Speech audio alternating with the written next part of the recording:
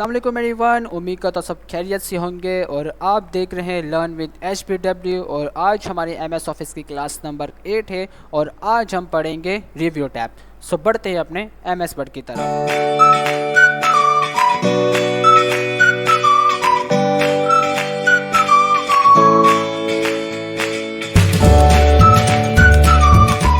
So guys, हम अपने MS word की तरफ आ चुके हैं और आज जो है हम पढ़ेंगे रिव्यू टैब। बाकी वीडियोस में हमने होम पढ़ा है, insert, design, layout, reference, mailing वगैरह, और आज हम पढ़ेंगे रिव्यू टैब।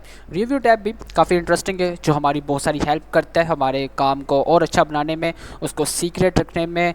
अगर हम कोई डॉक्यूमेंट बना रहे हैं, हम चाहते हैं कि उसके अंदर कोई एडिटिंग वगैरह ना कर पाए, तो वो भी किस तरह हमने इसको कवर करना है ये भी हम इसमें सीखेंगे। अगर कोई स्पेलिंग मिस्टेक होगी तो हम वो भी इसके ऊपर सीखेंगे।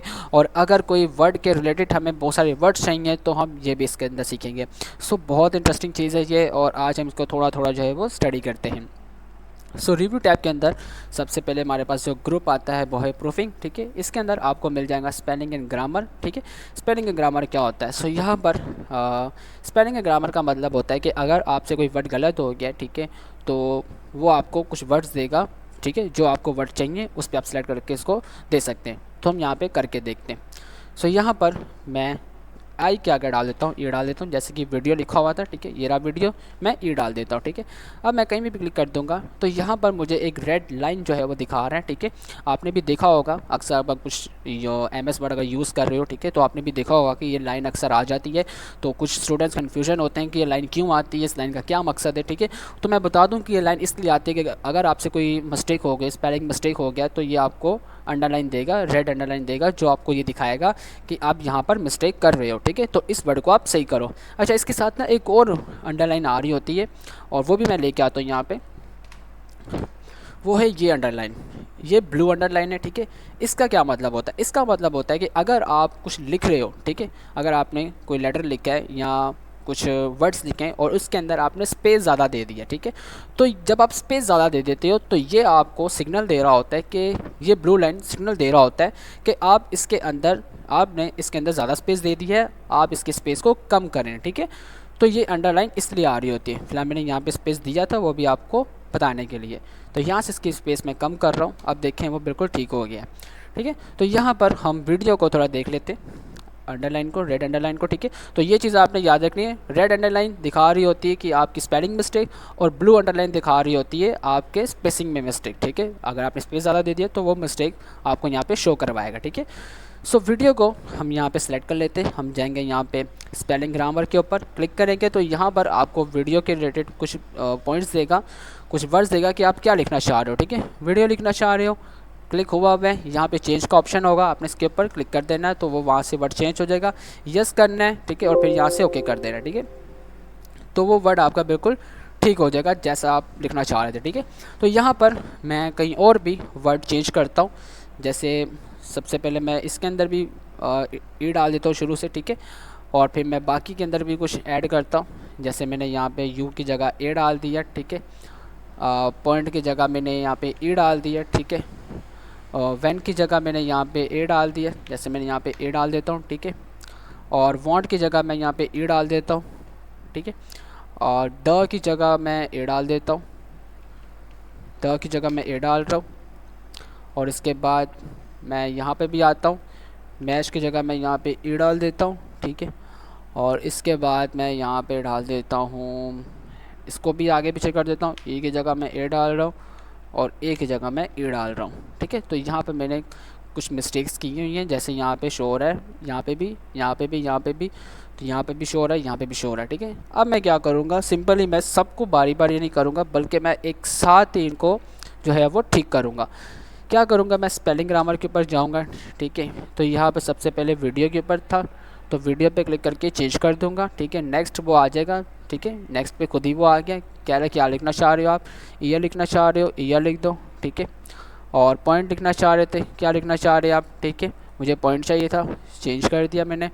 वैन लिखना चाह रहे हो, क्या लिखना चाह रहे हो, वैन लिखना चाह रहा हूँ मैं, वैन लिख दिया। द लिखना चाह रहा हूँ, द पे क्लिक करके चेंज कर दिया। हेडिंग था, हेडिंग पे क्लिक करके चेंज कर दिया मैंने। ठीक है, मुझे मैच चाहिए तो मैंने यहाँ पे क्लिक कर दिया। ठीक है, और यहाँ पे इसको ओके कर दिया। ठीक है। तो वो सिंपली बआसानी तरीके से सभी को उसने बिल्कुल सेट कर दिया और मुझे देखने की भी ज़रूरत नहीं पड़ी और मुझे बारी बारी एक एक जगह पे जाके सेट करने की भी ज़रूरत नहीं पड़ी, मेरा काम एक ही साथ हो गया। ठीक है। तो स्पेलिंग एंड ग्रामर हमारे इस चीज़ में काफ़ी सारी हेल्प करता है। ठीक है। फिर बाद में हमारे पास यहाँ पे आता है थेसॉरस। ठीक है। थेसॉरस का क्या काम होता है? थेसॉरस जो है ये दरअसल हमारे एक वर्ड से रिलेटेड बहुत सारे वर्ड हमें देता है। जैसे यहाँ पे मैं वीडियो पे सिलेक्ट करता हूँ, ठीक है, मुझे इसके रिलेटेड कुछ वर्ड्स चाहिए या बहुत सारे वर्ड्स चाहिए। ठीक है। तो मुझे नहीं पता कि क्या क्या इसके रिलेटेड वर्ड होंगे। ठीक है। तो यहाँ पर हम थेसॉरस पे आएंगे, इसके ऊपर क्लिक करेंगे तो यहाँ पे इसके रिलेटेड हमारे पास काफ़ी सारे वर्ड आ जाएंगे। जैसे ये वीडियो, यहाँ पे फिल्म में सिनेमैटिक मूवीज़ वगैरह, टेप, कैसेट वगैरह। ठीक है। तो यहाँ पे काफ़ी सारे वर्ड्स हमारे पास आ जाएंगे। और अगर हमें कोई वर्ड प्रोनाउंस करना नहीं आ रहा तो हम इसके ऊपर क्लिक करके यहाँ पर आपको एक वॉइस का भी ऑप्शन मिल जाएगा, आपने इसके ऊपर क्लिक करना है। Audio visual. तो ये आपके लिए वर्ड अल्फाज को प्रोनाउंस करके देगा। ठीक है। तो ये भी इसके अंदर काफ़ी इंटरेस्टिंग चीज़ थी। सो नेक्स्ट हमारे पास यहाँ पे आता है वर्ड काउंट। ठीक है। वर्ड काउंट का क्या मतलब होता है? वर्ड काउंट दरअसल आपके पेज की कुछ इन्फॉर्मेशन दे रहा होता है। जैसे इसके ऊपर मैं क्लिक कर दूँगा, ठीक है, तो ये आपको यहाँ पे दिखाएगा कि आपका पेज एक ही है। वर्ड्स इसके अंदर जो है वो 241 है। ठीक है। कैरेक्टर जो 9 स्पेस के अंदर है वो ये हैं। कैरेक्टर जो 20 स्पेस के अंदर है वो ये है। पैराग्राफ्स टोटल कितने 6 हैं। लाइंस कितनी हैं 16 से। ठीक है। तो ये आपको कुछ वर्ड्स वगैरह दे रहा होता है, इन्फॉर्मेशन दे रहा होता है। ठीक है। और अगर आपको सिर्फ एक पैराग्राफ की इन्फॉर्मेशन चाहिए या एक पैराग्राफ के बारे में जानना है कि इसके अंदर टोटल कितने वर्ड्स है, ठीक है, तो आप सिंपली यहाँ से इसको सेलेक्ट कर लें। ठीक है। तो यहाँ पर आपके पास एक शो होगा, ठीक है, जो आपको दिखा रहा होगा कि अंदर 47 और 241 वर्ड्स के अंदर पाए जाते हैं। ठीक है। तो आप ये भी इसके अंदर ये भी कर सकते हैं। सो नेक्स्ट ट्रांसलेट है हमारे पास। ठीक है। अगर आपने किसी भी वर्ड को ट्रांसलेट करना है तो यहाँ से आप सिंपली आसानी तरीके से जो है वो कर सकते हैं। नेक्स्ट हमारे पास यहाँ पे आता है लैंग्वेजेस। ठीक है। और सेट प्रोविंग लैंग्वेज पे क्लिक कर दूंगा तो यहाँ पे अगर काफ़ी सारे लैंग्वेजेस आ जाएंगे। ठीक है। किसी को भी आपने किसी की भी लैंग्वेज चेंज करनी है, क्लिक करके सेट एज डिफ़ॉल्ट पे ओके कर दीजिएगा तो वो चेंज हो जाएगी। ठीक है। नेक्स्ट हमारे पास यहाँ पे आता है न्यू कमेंट। अगर आपने किसी पे कमेंट लगाना है, जैसे मैं इस पर कमेंट लगाना चाहता हूँ, ठीक है, और यहाँ पे मैं लिख देता हूँ हेलो दिस इज़ रिव्यू। मैंने यहाँ पे लिख दिया दिस इज़ रिव्यू टैब। ठीक है। तो यहाँ पर इसको जो है वो मैंने कमेंट लगा दिया। ठीक है। तो कहीं पे भी लगाएंगे तो वो यहाँ से हट जाएगा। ठीक है। सो यहाँ पे फ़िलहाल शो कमेंट हमारा हाइड हुआ है। ठीक है। कुछ इसके अंदर से प्रॉब्लम है तो मैं इसको बाद में देख लूँगा। अगर इसके ऊपर क्लिक करेंगे तो वो यहाँ से हट जाएगा। ठीक है। अगर आपको किसी और पे लगाना है, जैसे मुझे इस पे लगाना है, ठीक है, इसके ऊपर क्लिक करके शो कमेंट पे लगा दें। ठीक है। यहाँ पे भी आप लिख दें जो भी लिखना है आपने, दिस इज़ लिख देता हूँ। ठीक है। दिस इज़ वगैरह। ठीक है। फिर आपको कहीं और लगाना है कमेंट, जैसे मुझे यहाँ पे लगाना है कमेंट, न्यू कमेंट पे जाएँ, यहाँ पे भी लिख दें, जैसे मैं यहाँ पे वैसे रैंडमली लिख रहा हूँ दिस इज़। ठीक है। तो अगर आपको पीछे जाना है या आगे जाना है, ठीक है, तो यहाँ पे आपको इसका भी ऑप्शन मिल जाएगा। प्रीवियस पे क्लिक करेंगे पीछे चला जाएगा, नेक्स्ट पे क्लिक करेंगे तो वो नेक्स्ट पे आ जाएगा। ठीक है। डिलीट करना है तो आप डिलीट भी कर सकते हैं। यहाँ पे एरो पे क्लिक करेंगे, सभी डिलीट करना है, डिलीट और कमेंट्स एंड डॉक्यूमेंट्स पे क्लिक करेंगे तो वो सभी को डिलीट कर देगा। ठीक है। नेक्स्ट हमारे पास यहाँ पे आता है ट्रैक चेंज। बहुत इंटरेस्टिंग चीज़ है, बहुत मज़े वाली चीज़ है और ये काफ़ी हमारे डॉक्यूमेंट को प्रोटेक्ट करने के लिए यूज़ होता है। ठीक है।